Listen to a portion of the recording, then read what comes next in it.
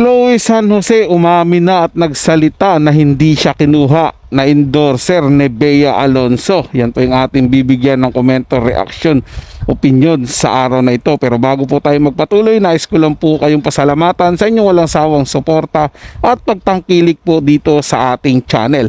At sa mga bagong napadaan lang po dito sa ating channel, huwag niyo po sanang kalimutan na mag-subscribe. Hit nyo na rin po notification bell para lagi po kayong updated sa mga bago pang video na ating ilalabas.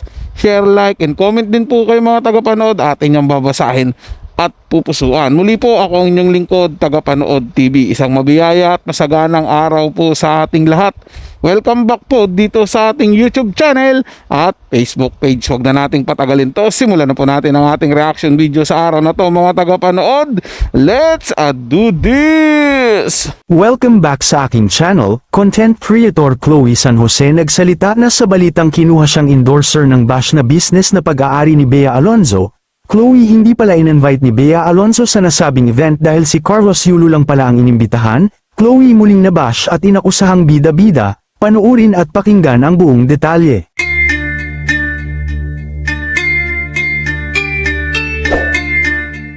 Matapos nga ang ilang linggong pananahimik ng kontrobersyal na content creator na si Chloe San Jose, finally sinagot niya na ang mga chismis tungkol sa pagpirma niya ng kontrata bilang endorser ng bash business na pag-aari ni Bea Alonzo.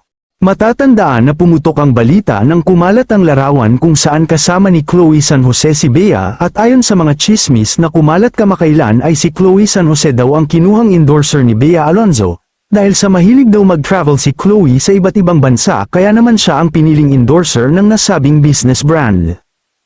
Matatandaan din na inulan nito ng samut-saring reaksyon mula sa mga netizens. Karamihan ay hindi nagustuhan ang pagkuha kay Chloe dahil umano sa pagiging bad influence nito sa maraming tao lalo na sa mga kabataan at nagbanta pa ang mga netizens na hindi nila tatangkilikin ang business ni Bea kung sakaling hindi daw nila tatanggalin si Chloe bilang brand endorser.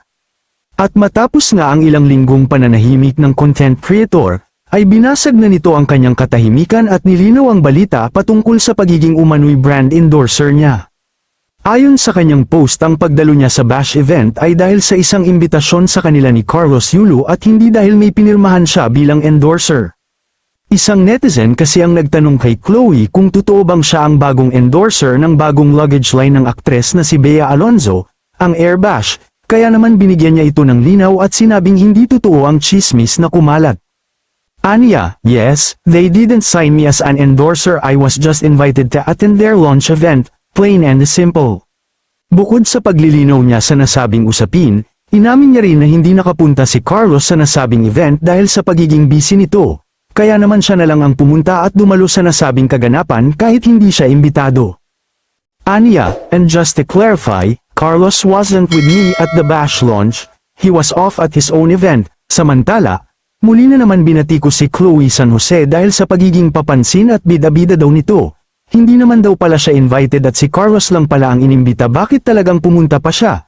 Kaya naman para sa mga netizens ay kulang daw ito sa atensyon at gusto na palagi sa kanya ang atensyon ng lahat, at kasikatan daw talaga ang hinahabol niya. Kayo mga ka-showbiz, anong masasabi niyo sa ating showbiz topic ngayon? Para sa full video mga tagapanood, bisitahin lang po ang channel ni Showbiz Trend Update. Nasa description po yung link ng kanyang channel at subscribe na rin po kayo sa kanyang mga showbiz update, no? Na parang nakakahiya po yung ginawa ni Chloe San Jose mga tagapanood. Hindi naman po pala siya invited, siya na yung pumunta ron kahit wala si Carlos Yulo.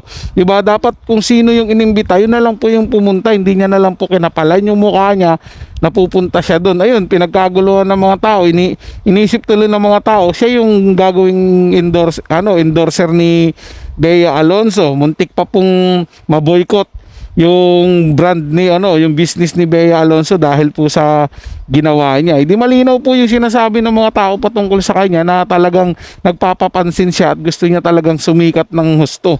Diba, dapat kung gusto niya pala ng sumikat ng husto mga tagapanood, dapat tinanggap niya na po yung offer sa kanya ng Viva Max. Sigurado po sikat na sikat siya doon mga tagapanood dahil marami ng mga kalalakihan ang nag-aabang sa kanya doon. Kaya naman po mga tagapanood, ang masasabi ko lang talaga kay Carlos Yulo, good luck, sana talaga hindi ka magsisi sa huli. So yun lang po mga tagapanood, no? Nagustuhan nyo po yung ating talakayan sa araw na to, at kung kayo bago lang po na napadaan dito sa ating channel, huwag nyo po sanang kalimutan na mag-subscribe.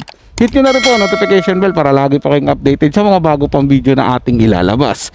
Share, like, and comment din po kayo mga tagapanood, atin yung babasahin at pupusuan. So hanggang sa muli po, ito yung Tagapanood TV. Komento at opinion lamang, wala pong personalan. Paalam po at mabuhay po kayong lahat.